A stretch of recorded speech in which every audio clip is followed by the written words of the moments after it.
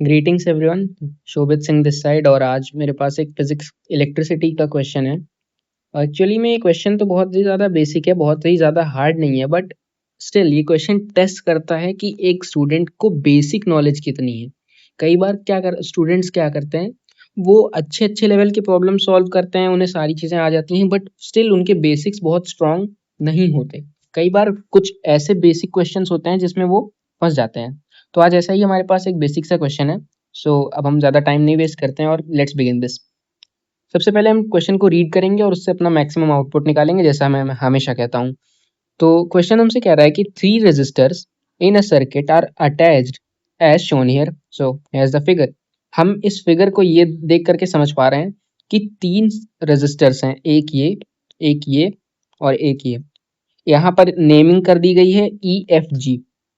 Normally हम R1 R2 R3 करते हैं, बट स्टिल यहाँ पर ये EFG देख करके ही कुछ स्टूडेंट्स को कंफ्यूजन होने स्टार्ट हो जाती है, क्योंकि वो हमेशा बस R1 R2 R3 ऐसी ही नेमिंग्स देखती हैं। कुछ स्टूडेंट्स बस वेरिएबल्स से ही डर जाते हैं। तो इससे कोई लेना देना नहीं है, ये बस इनका नाम दे दिया गया है, इससे एक्चुअल में कोई फर्क नहीं पड़ेगा। तो अब नेक्स्ट क्वेश्चन में हमसे कह रहे हैं कि जो रेजिस्टेंस F है एंड G है are 10 ohm and 5 ohm respectively. तो आई गेस मुझे ये डेटा नोट कर लेना चाहिए कि जो F रेजिस्टर है, रेजिस्टर जो F है वो ये वाला है, एंड इसकी वैल्यू कितनी है 10 ohm. Wait, let me fix this. 10 ohms। And when we talk about G resistor, it's of 5 ohms। तो ये 5 ओम का। अब आगे कहा गया है कि the resistance E is unknown, यानी कि ये वाला जो रेजिस्टेंस है ये इसके बारे में हमें नहीं पता। अभी के लिए लेट कर लेते हैं कि ये x ओम्स का होगा। ऐसे ही हमने लेट कर लिया, कोई दिक्कत नहीं है इसमें। अब कह रहे हैं कि these resistors are connected to a battery with potential difference of 6 volts as we can see in the figure as well. कि यहाँ पर कुछ ये जो हमारे पास सर्किट है इसमें 6 वोल्ट की बैटरी लगी हुई है और यहाँ पर एक एमीटर भी है। And wait, let me just switch to this. हाँ, ये हमारे पास 6 वोल्ट की बैटरी है। अब यहाँ हमसे ये क्वेश्चन में 3 पार्ट्स हैं। पहला क्वेश्चन पूछा है कि what is the term used to describe such arrangement of resistors. देखो, हमने ग्रेड 10th में 2 तरह के कॉम्बिनेशन ऑफ रेजिस्टर्स पढ़ रखे हैं, पहला तो पैरेलल और दूसरा सीरीज। अब कुछ स्टूडेंट्स को कंफ्यूजन होती है कि कहाँ पर पैरेलल है, कहाँ पर सीरीज है। तो इसका एक सिंपल सा तरीका है समझने का कि इफ करंट का जो पाथ है वो ब्रेक हो जाता है तो पैरेलल कॉम्बिनेशन है, और सेम रहता है तो सीरीज कॉम्बिनेशन है। अब इस करंट के पाथ के ब्रेक होना, रिमेन सेम होना, इसका क्या मतलब है, लेट मी शो यू। अगर हम मान लेते हैं कि यहाँ बैटरी से आई एम्पियर का करंट निकला होगा तो यहाँ पर भी करंट आई ही आएगा और यहाँ तक करंट आई ही आएगा। लेकिन आप इमेजिन करिए कि अगर आप इस पॉइंट पर आकर के खड़े हैं तो आपके पास अब 3 रास्ते हैं, कुछ इस तरह से।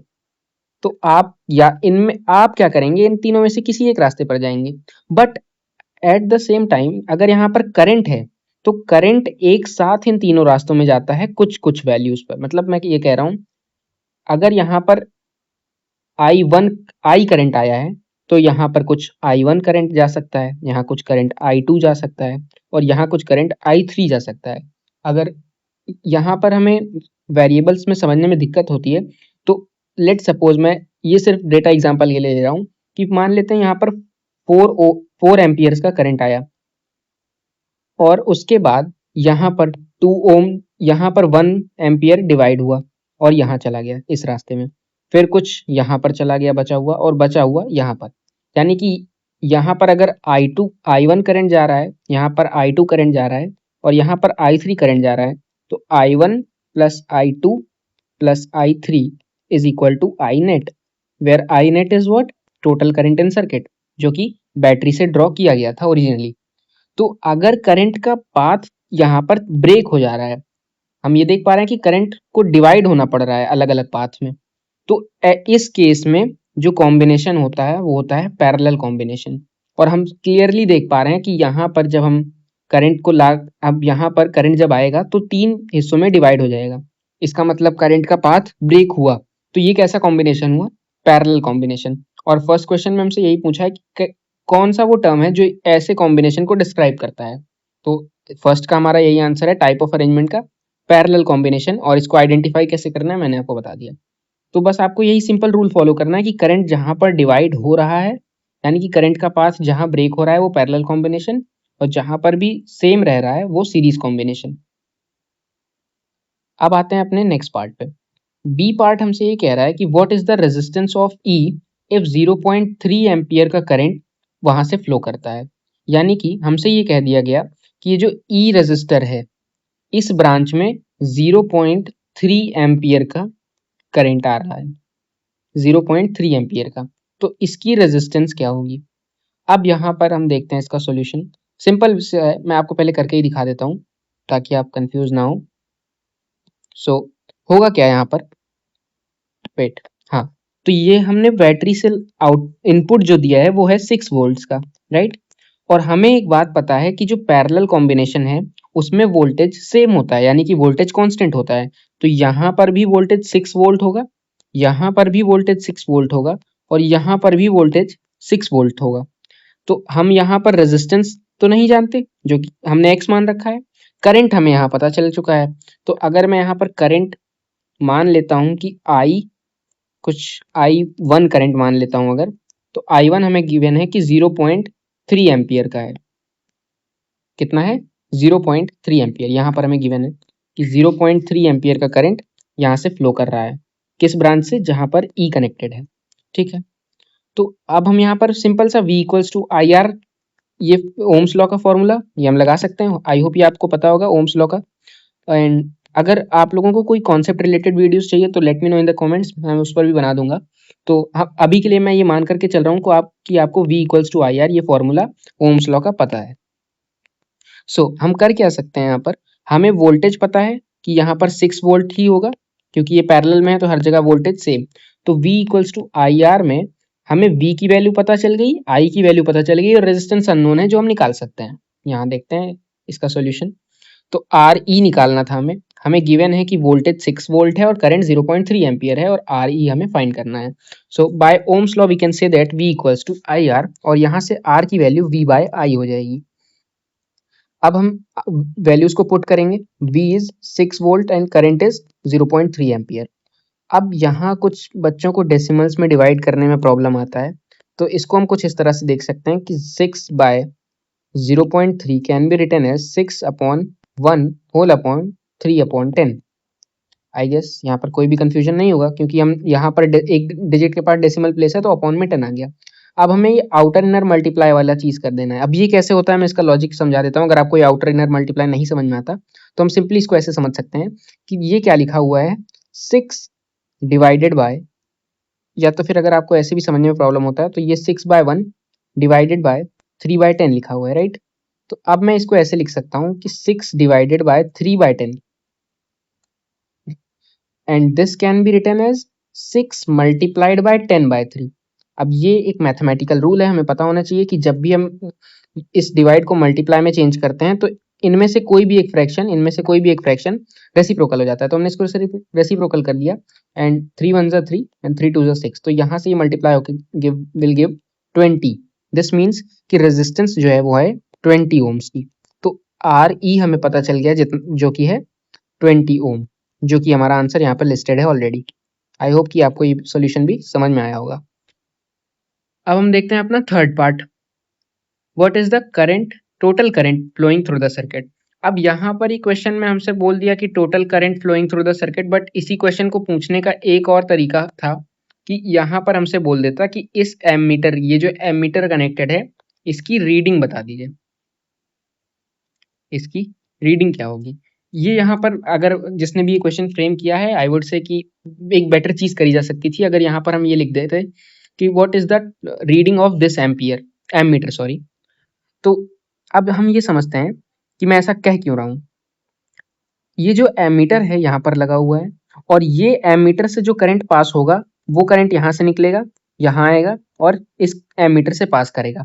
तो इससे पहले यहाँ एमीटर तक पहुंचने से पहले करंट को कहीं डिवाइड तो होना नहीं पड़ा। दिस मीन्स कि जितना करंट टोटल यहाँ बैटरी से निकलेगा उतना ही करंट इस एमीटर से पास कर देगा पास कर जाएगा और वही रीडिंग ये एमीटर प्रोवाइड करेगा। तो ये एक बेटर चीज पूछी जा सकती है। कई बार क्वेश्चंस में ऐसे गिवन भी होता है कि what is the reading of ammeter and what is the reading of voltmeter. तो हमें total current in the circuit निकालना है, जिसको हम कह सकते हैं कि रीडिंग ऑफ दिस एमीटर। आइए देखते हैं। अब ये चीज करने का वैसे तो दो तरीके हैं।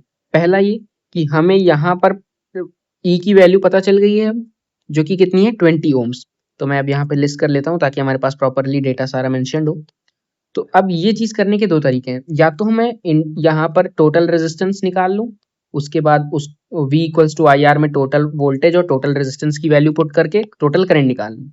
या तो दूसरा तरीका है इंडिविजुअली इन एक एक रेजिस्टर्स के लिए V equals to I R apply करूँ, हर जगह जो करंट आएगा उसे सम अप कर दूं, तो total current in the circuit मिल जाएगा। लेट मी शो यू कि मैं कह क्या रहा हूँ।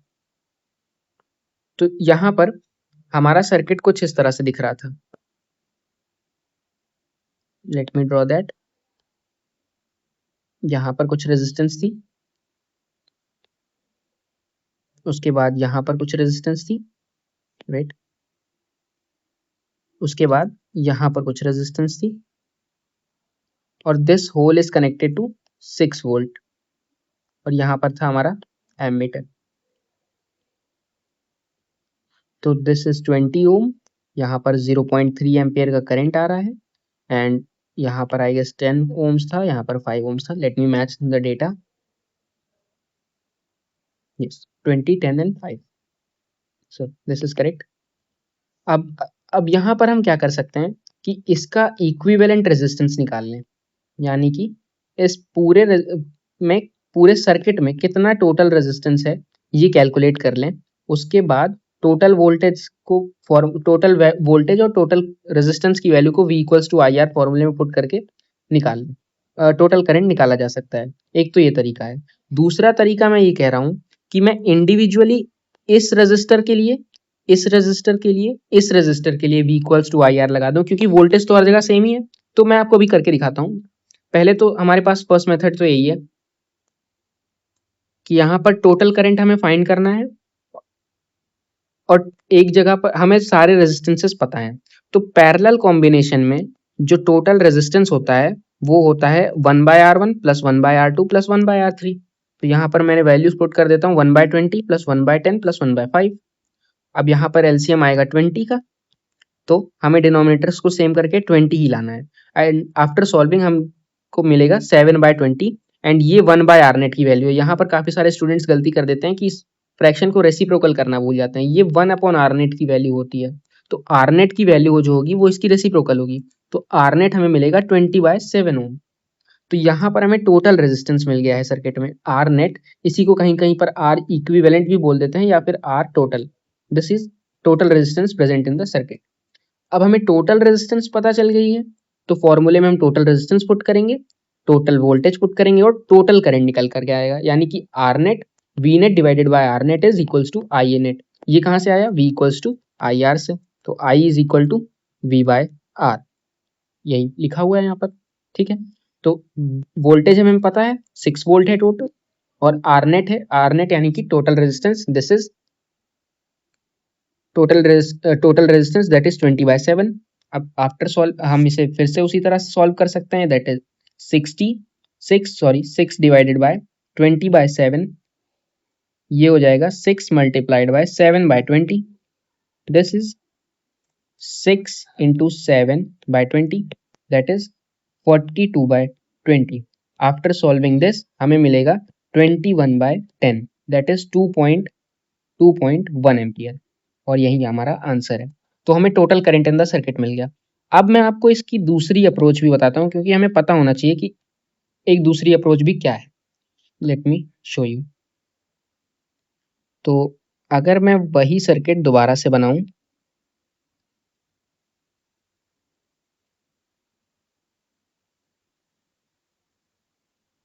Wait, just give me a minute.